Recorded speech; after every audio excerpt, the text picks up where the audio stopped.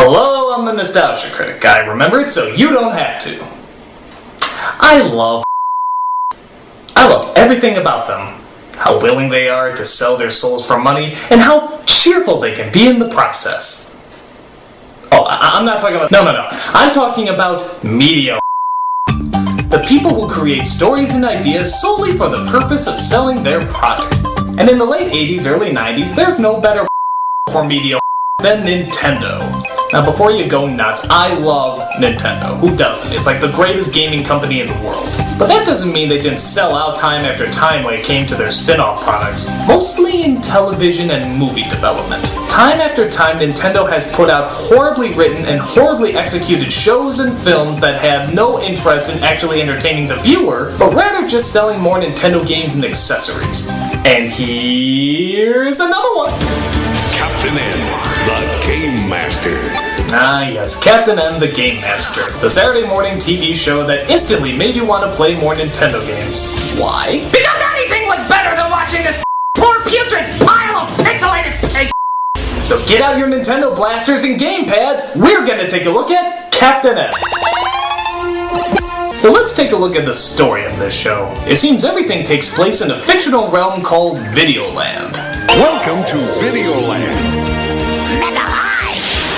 Yes, I imagine you'd have to be in order to watch this.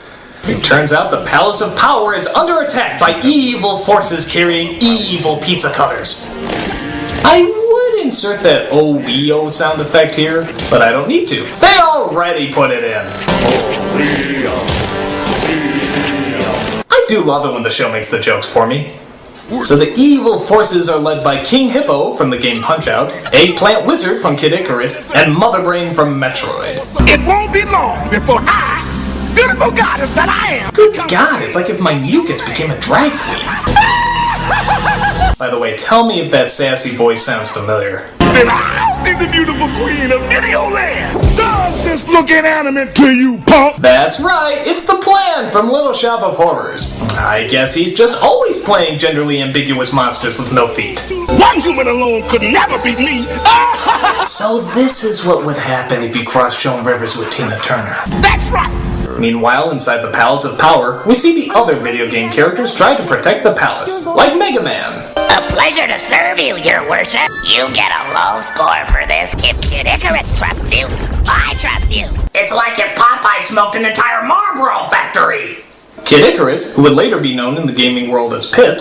She's very much upseticus. My arrows will stop that Apicus Maximus. Speaking of her Heinecus. Yeah, you probably caught on that his funny thing is saying Icus at the end of words. Genius. If someone is a Dorcas, you can count on me, Princessicus. You big Apicus. Like Icus haven't dropped a kiss. And Simon Belmont from the Castlevania games. Mega Man, shine my boots. Kid Icarus, I could use a little trim.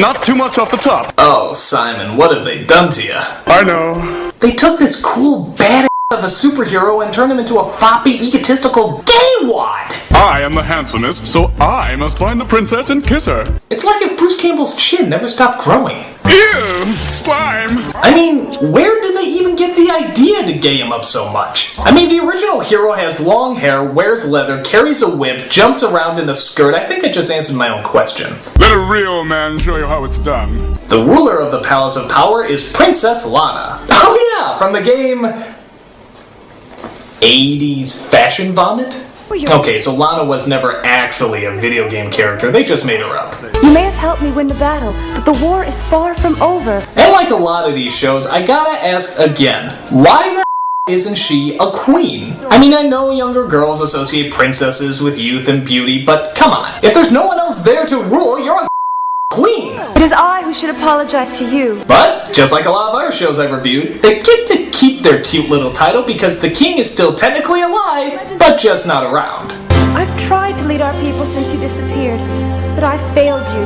I'm still a princess because my father's stuck, yeah, that's it, in a parallel dimension, oh, that's right, where he has no royal authority.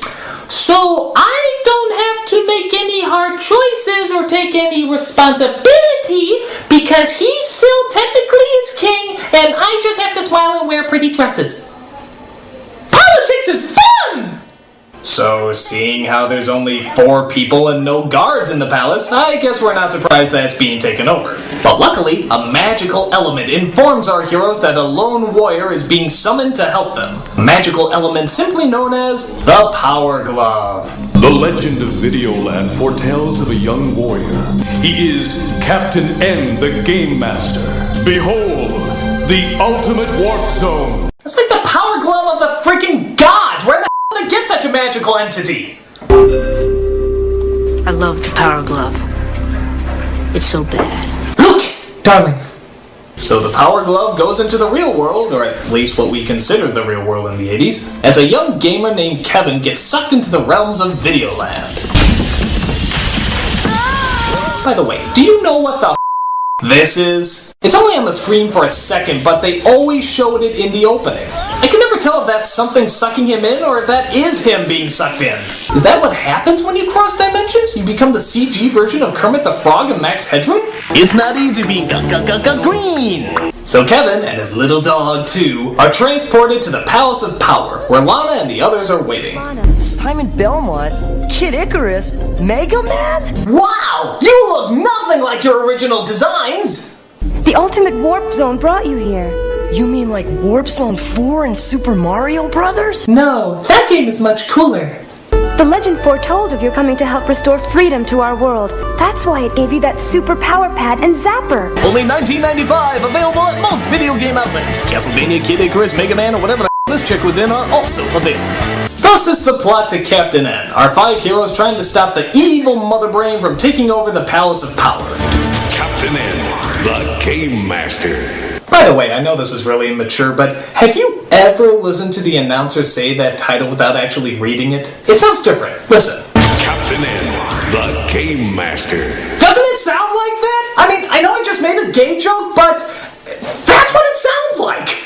Wouldn't the more appropriate title be Captain N, the sexually confused yet physically and emotionally open-minded master? So, you know, aside from lame lines, nonsensical stories, and completely misunderstood character development, what specifically is wrong with this show? Well, how about the fact that nothing in this world is consistent? For example, we clearly see that pretty much any time he wants, Kevin can use his Nintendo pad to pause reality. Well, why the doesn't he just do that all the time? Wouldn't that make everything a lot easier? I mean, how come he never confronts Mother Brain like this? Prepare to meet your match, Captain N.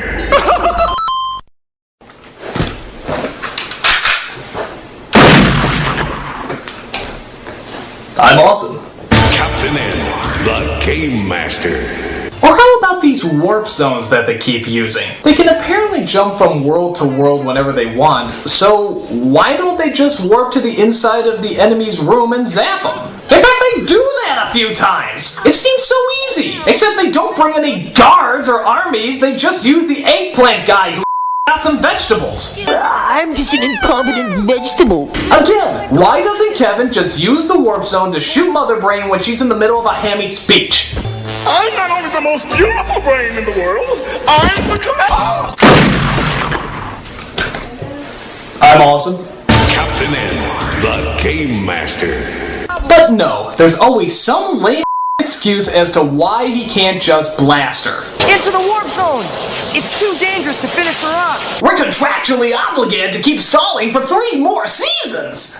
There's also things that were never in the games that they just flat out made up. Like, did you know that Simon Belmont's whip literally has a mind of its own? I'm not going to do anything, but my whip is going to whoop you.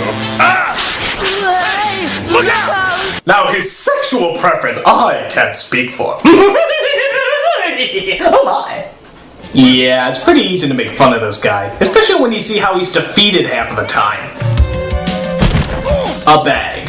The greatest vampire hunter in the world is defeated by a bag. This guy couldn't defeat Count Chocula. Of course. Also, isn't Kevin's mother worried about him? I mean, there's gotta be missing posters all throughout the neighborhood. Wouldn't she be worried sick?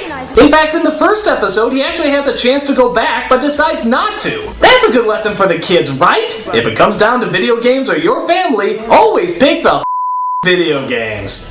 Kevin, better not be playing that foolish game. You have homework to do. And don't forget to take out the trash. On second thought, I guess I could stay just a little while longer. Life-threatening situations of certain doom, or taking out the trash? Have fun filing those police reports, Mom! That and the animation is just horrible, and I mean horrible. Like, look at the expression on Simon's face here. Did he just give himself a full frontal lobotomy? No one enters Castle Iron Spire. But we're prepared. I don't accept credit cards. And look at this. They actually forgot to put in the background.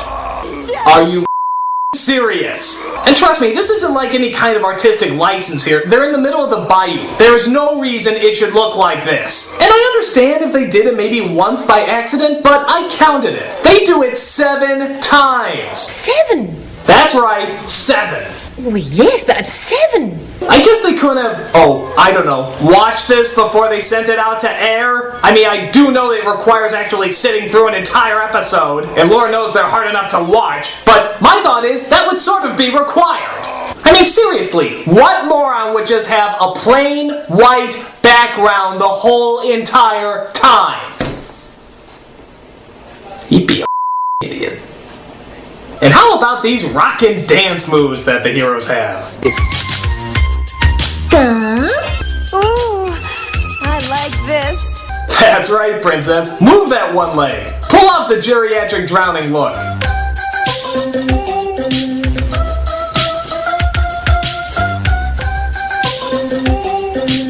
As the show sadly got more and more popular, they actually decided to add a new character just blatantly called Game Boy. Bet you'd never guess what product they're trying to push here. Ready to commence gameplay. Apparently Lana's father, who's trapped in the dimension of cheap cop-out writing, has decided that instead of him entering back into the real world, he'll send this marketing ploy. I have decided it is best for Videoland to send another in my place. He is called Game Boy. I truly believe he will one day be our greatest hero. Anyone who doesn't have one will be a loser! Run out to the video stores now! Dumbledore commands you! So they get Game Boy, who really has no personality or characteristics except for the fact that he sounds like a download of Slimer. I am called Game Boy. I am programmed to play games. Yes, Game Boy will be our greatest hero, as he ruins all your possessions, tries shooting you in armed combat machinery, and even manages to destroy your kitchen appliances. Truly, I am a good king. But probably the episode that most people remember is the Zelda episode, where Captain N literally does a crossover with Link and Zelda from the Super Mario Bros. Super Show. How does this come about? Well, Zelda gets in contact with the Palace of Power for assistance. Hyrule calling the Palace of Power. We are in need of a hero. I would use the one we have now, but... Well, excuse... Yeah, that's not gonna work. So Kevin works his way down to Hyrule because they heard rumors that Ganon is not yet destroyed, and may actually be regaining his power. You're a real video legend where I come from, Link. That's why your name never appears in the title. Zelda knows how to pay for top billing. But it's weird, because it's the same voice actors, but not exactly the same design. I mean, Link looks like he got stuck in a potato sack. When did the character look like that? And Zelda probably doesn't look any better. Whoa, boy! When did Zelda go all naval? You two heroes can pat yourselves on the back some other time. I guess she's taking the Disney princess approach. And God bless her for it. We have important business. Oh yeah, right, Ganon. I thought you wiped him out for good. So did I. But we just heard a rumor that someone's trying to bring him back. They're searching for a magic potion that will restore his power. We've got to find it first. Ah yes, I remember that magic element that was meant to bring back an evil that was almost destroyed. In fact, I was there. I was there when the strength of men fell. Cast it into the fire! Destroy it! No. So beam us. Mario! Mario! It should have ended that day. There is no strength left in the world of plumbers. Anyway, Kevin, Link, Zelda, and Game Boy all travel to the village to see if they can find any info on the Potion of Power. Excuse me. Don't be afraid. I like how the peasants actually dress more royally than Zelda does. That's a pretty bad sign.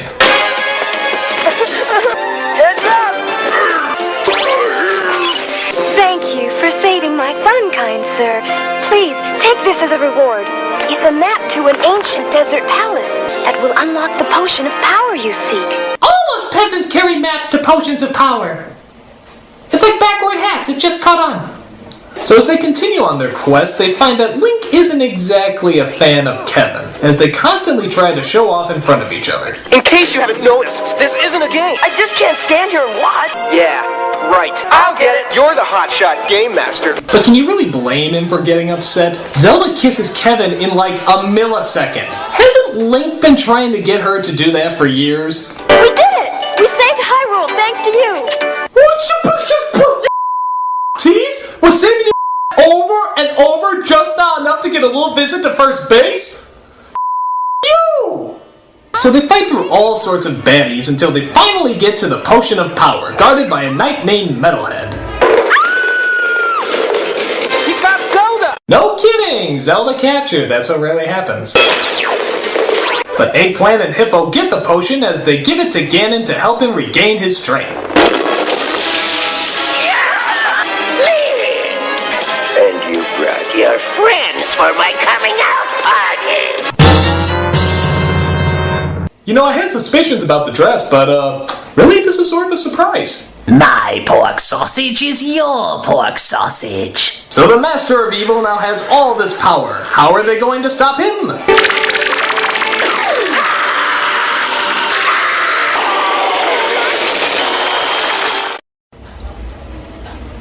So Ganon's a bit of a who knew?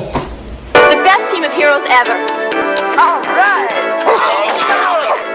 Let's celebrate by pretending to make a pizza! So that's Captain and the Game Master. What a load of dumb. It's just like playing a real video game minus the process of actually enjoying it. In fact, I wish this was a video game. That way I could just use my Game Genie to jump all the way to the end credits, whose names coincidentally all happen to be Alan Smithy. Me personally, I can't wait for half the cast of the show to turn up on Video Game Confessions. Oi, you don't want to hear that. It involves Mother Brain's. Alright! God! Told you. I'm a nostalgia critic, I remember it so you don't have to.